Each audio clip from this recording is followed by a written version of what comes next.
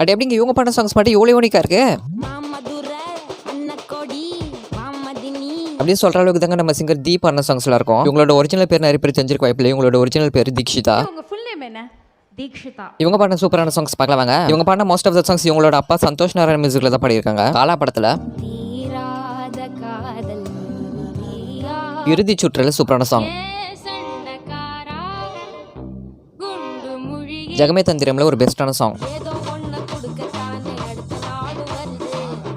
தசரால ஒரு கியூட்டான சாங்.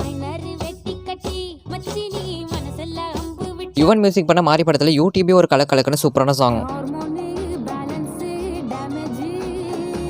இவங்களை இண்டிபெண்டா கிரியேட் பண்ணி வேற லெவல் ட்ரெண்டிங்ல இருந்த சூப்பரான சாங்.